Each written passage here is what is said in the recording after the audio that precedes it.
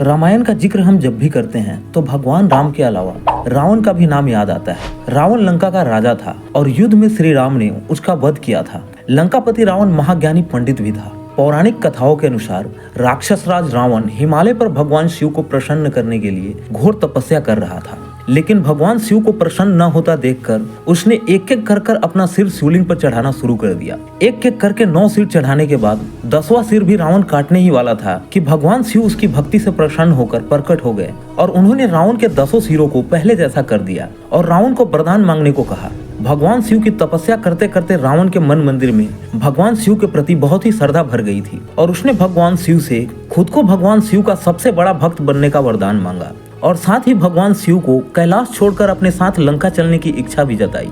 तब भगवान शिव ने रावण को अपना सबसे बड़ा भक्त बनने का वरदान दिया और खुद को शिवलिंग के रूप में रावण को लंका ले जाने की अनुमति भी दे दी।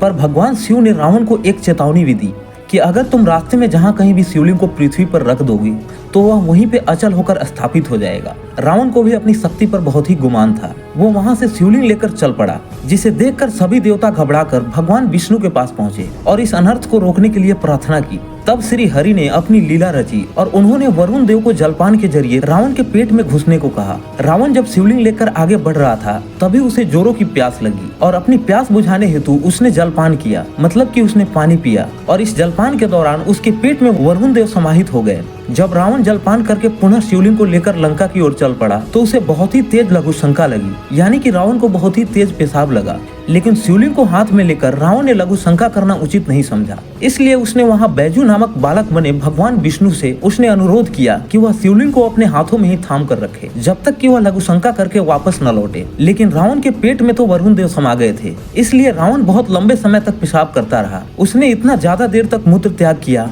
कि उससे एक बड़ा तालाब बन गया। इस बीच बालक बने भगवान विष्णु जी ने शिवलिंग को जमीन पर रख दिया और शिवलिंग वहीं स्थापित हो गया, जो कि बाबा बैद्यनाथ धाम के नाम से प्रसिद्ध हुआ।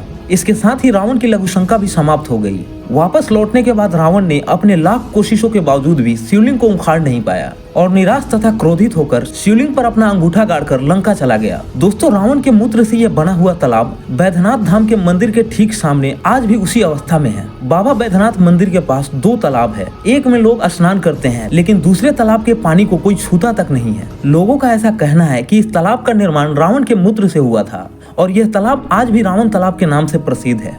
दोस्तों, वीडियो अच्छा लगा हो तो वीडियो को लाइक और चैनल को सब्सक्राइब जरूर कीजिएगा। मिलते हैं अगले वीडियो में।